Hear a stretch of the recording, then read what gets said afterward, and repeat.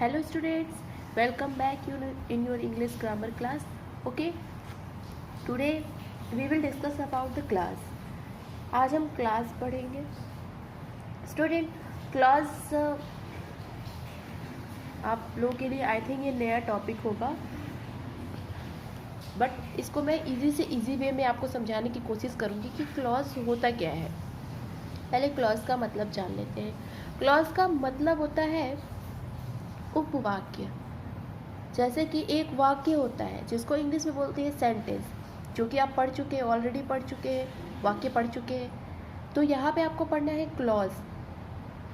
Clause यानी उपवाक्य. अब आप सोचेंगे कि ये उपवाक्य और वाक्य क्या होता है. तो वाक्य वो होता है जो एक कंप्लीट सेंस देता है और उसमें subject plus verb plus object जो भी है एकदम मतलब ऐसे एज अ सेंटेंस उसमें राइट होता है और उसका एक कंप्लीट सेंस निकलता है, तो वो तो वाक्य हो जाता है, सेंटेंस होता है. लेकिन क्लॉज क्या होता है? क्लॉज जो होता है वो उपवाक्य होता है. इसमें भी सब्जेक्ट प्लस वर्ब होते हैं. ये भी एक कंप्लीट सेंस देता है, बट कभी कभी ये कंप्लीट सेंस नहीं भी देता है, तो इसको इसीलिए उपवाक्य कहा जाता है. और इसको हम टू टाइप्स में समझ सकते हैं. There are two types of clause. एक होता है मेन क्लॉज. मेन क्लॉज का मतलब इंडिपेंडेंट क्लॉज, और एक होता है सबऑर्डिनेट क्लॉज जो कि डिपेंडेंट क्लॉज होता है. मेन क्लॉज, इंडिपेंडेंट क्लॉज का मतलब क्या होता है स्टूडेंट? जो मेन क्लॉज होता है वो इंडिपेंडेंट होता है, यानी वो अपना मीनिंग खुद निकाल लेता है, अपना अर्थ खुद मतलब अपना मतलब मेन क्लॉज जो होता है वो एक सेंस देता है, ठीक है. बट जो ये सबऑर्डिनेट क्लॉज होता है ये डिपेंडेंट होता है, यानी ये अपना मीनिंग खुद मतलब ये अपना एक अलग सेंटेंस नहीं बना सकता है. ये हमेशा जो है ये मेन क्लॉज पे यानी इस पे डिपेंड रहता है. सबऑर्डिनेट हमेशा मेन क्लॉज पे डिपेंडेंट होता है. ये इंडिपेंडेंट नहीं होता, यानी अपना अलग वाक्य नहीं बना सकता है. और मेन क्लॉज जो होता है ये इंडिपेंडेंट होता है, ये अपना सेंटेंस अलग बना सकता है. जबकि होता दोनों में है सेम, सब्जेक्ट प्लस वर्ब दोनों में होते हैं, ऑब्जेक्ट सेम होते हैं, बट सबऑर्डिनेट अभी एग्जाम्पल से समझेंगे तो समझ में आ जाएगा स्टूडेंट.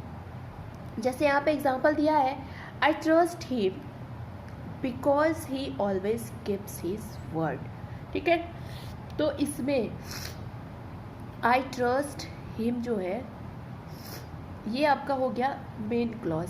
ठीक है, सॉरी, आई ट्रस्ट हिम ये आपका क्या हो गया? मेन क्लॉज हो गया, जो कि क्या होता है? इंडिपेंडेंट होता है. ये अपना मीनिंग खुद बना लेता है, ये किसी पे डिपेंड नहीं होता है. ठीक है, ये किसी पे डिपेंड नहीं होता है, ये अपना मीनिंग खुद. जैसे आई ट्रस्ट हिम, मुझे उस पर विश्वास है, तो ये तो अलग भी सेंटेंस बन सकता है. ठीक, बट यहाँ पे जो दिया है because he always keeps his word, क्योंकि वे हमेशा अपने बातों को रखता है. ठीक है, तो ये बिकॉज ऑलवेज ये आपका हो जाता है इतना सबऑर्डिनेट क्लॉज. ठीक है, सबऑर्डिनेट क्लॉज यानी सबऑर्डिनेट क्लॉज क्या होता है? सबऑर्डिनेट क्लॉज जो होता है वो डिपेंडेंट होता है, यानी वो हमेशा किसी सेंटेंस पर डिपेंडेंट होता है. अगर इसका हम अलग मीनिंग निकालेंगे तो वो सेंस नहीं देगा. अगर हम इसको अलग सेंटेंस लिखेंगे, because he always keeps his words, ठीक, इसका मीनिंग तो निकल रहा है बट कोई सेंस तो नहीं दे रहा है कि वो हमेशा, क्योंकि वो हमेशा अपने बातों को रखता है. कौन रखता है? तो ये चीज़ें इसके लिए, इस चीज़ के लिए ये हमेशा जो है ये मेन क्लॉज पर डिपेंडेंट होता है. ठीक है, इसके बिना इसका ये नहीं काम चलता है. तो इसीलिए जो डिपेंडेंट होता है वो सबऑर्डिनेट होता है, और जो इंडिपेंडेंट होता है वो मेन क्लॉज होता है. आई होप कि आपको यहाँ तक समझ में आ रहा होगा. सेकेंड एग्जाम्पल देखते हैं. माई डॉटर लव्स पास्ता, मेरी लड़की को पास्ता पसंद है. ठीक, तो यहाँ पे भी क्या, यहाँ पे भी आप देख सकते हैं कि ये एक मीनिंग भी दे रहा है और एक सेंस भी दे रहा है, यानी ये अपना अलग सेंटेंस बना रहा है. ये अलग भी हम लिखेंगे तो इसका अर्थ निकल सकता है, ये अलग भी सेंटेंस बन सकता है. तो इसीलिए ये क्या हो जाएगा? मेन क्लॉज हो जाएगा, ठीक है। और विच सी इट्स एवरी डे, जो कि वो रोज खाती है, ठीक। तो अब अगर हम इसको अलग सेंटेंस लिखेंगे तो क्या समझ में आएगा, जो कि वो रोज खाती है, क्या वो रोज खाती है, ठीक। तो यहाँ से कोई से जैसे मीनिंग तो निकल रहा है लेकिन कोई सेंस क्लियर नहीं दे रहा है, इसलिए ये हो जाता है सबऑर्डिनेट क्लॉज, ठीक है। ये हो जाता है सबऑर्डिनेट क्लॉज, जो कि हमेशा डिपेंडेंट होता है किस पे, मेन क्लॉज पे। इसके बिना इसका काम नहीं चलेगा, यानी इसका मीनिंगफुल सेंस निकालने के लिए हमेशा इसको मेन क्लॉज की ज़रूरत पड़ती है। तो ये आई होप कि यहाँ तक आपको समझ में आ गया होगा स्टूडेंट। तो चलिए आपके बुक में कुछ एक्सरसाइज है उसको कर लेते हैं, वहाँ से आपको अच्छे से समझ में आ जाएगा। चलिए यहाँ से करते हैं। यहाँ पे दिया identify the main clause and subordinate clause in each of the sentence. यहाँ पे आपको मेन क्लॉज और सबऑर्डिनेट क्लॉज को आइडेंटिफाई करना है। आई थिंक आप कर लोगे इतना समझाने के बाद, फिर भी मैं आपकी हेल्प करती हूँ। देखो जैसे यहाँ पे दिया है the old man picked up the bottle that was lying on the ground. The old man यानी ओल्ड मैन ने बॉटल उठाया, यानी ये कंप्लीट सेंस दे रहा है। ये इंडिपेंडेंट क्लॉज यानी मेन क्लॉज हो जाएगा। That was lying on the ground, ठीक, इसको यहाँ ऐड किया गया है ना, तो दैट वॉज यानी यहाँ से ये जुड़ा गया, ये आपका हो जाएगा सबऑर्डिनेट। यहाँ पे ये हो जाएगा मेन, यहाँ पे हो जाएगा सबऑर्डिनेट, ठीक है। सेकेंड है my mother was alarm to see the front door open when she come home, यानी यहाँ से ये पूरा my mother was alarmed to see the front door open, यानी मेरी माँ ने फ्रंट डोर ओपन किया, मतलब अलार्म सुन के, when she came home, जब वो घर आई। तो ये जब वो when she come home यानी आपका हो गया सबऑर्डिनेट, और ये क्या हो गया, मेन हो गया। आई थिंक आप लोगों को समझ में आ रहा होगा, मेन वर्ब हो गया। बहुत इजी है स्टूडेंट, आप इसको समझ सकते हो, इसमें कोई बहुत ज़्यादा कॉम्प्लिकेशन नहीं है।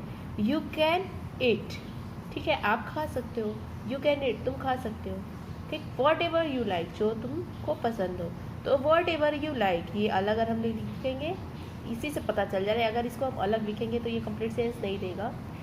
ये एक डिपेंडेंट क्लॉज है जो कि सबऑर्डिनेट हो गया। तो सबऑर्डिनेट हमेशा क्या, सॉरी ये डिपेंडेंट क्लॉज है जो कि हमेशा जो है डिपेंड रहता है किसी सेंटेंस पे, तो इसीलिए ये क्या हो गया सबऑर्डिनेट। जब सबऑर्डिनेट आप पहचान लोगे तो आपको मेन वर्ब वैसे ही पता चल गया, मेन वर्ब ये है, ठीक है। नेक्स्ट है the car that is at the gate belongs to my friends. Car जो कि गेट पे है, बिलोंग्स टू माई। अब देखो इसमें कुछ कंफ्यूजन है, यहाँ दैट से जुड़ रहा है ना, जो कि गेट पे है, ठीक है ना, जो कि गेट पे है। तो जो कि गेट पे है यहाँ आपका इतना हो जाएगा सबऑर्डिनेट, और the car belongs to my friend ये आपका हो जाएगा मेन क्लॉज, ठीक है। ये भी आपका हो जाएगा मेन, है ना। इसको आप अलग से राइट करोगे कॉपी में, ठीक है। द जज declared that defendant was innocent, यानी द जज डिक्लेयर्ड, जज ने डिक्लेयर किया, या ये आपका हो जाएगा सबऑर्डिनेट, और ये हो जाएगा आपका main. Mister Gupta makes new year resolution, mister Gupta ने न्यू ईयर रिजोल्यूशन बनाया, तो ये आपका हो जाएगा मेन, और which he never keeps more than a day, यानी आपका हो जाएगा सबऑर्डिनेट। आई होप स्टूडेंट यहाँ तक आपको समझ में आ गया होगा. तो all have to watch this video carefully and you have to understand that what is clause and what is main clause, what is subordinate clause, and after then you have to do this exercise also in book and in your fair copy and write the definition of clause and main clause and subordinate clause. मतलब clause लिखना है, उसके types of clause लिखने हैं और उसके बाद exercise करना है. ओके स्टूडेंट, तो मिलते हैं नेक्स्ट वीडियो में. तब तक के लिए हैव ए नाइस डे.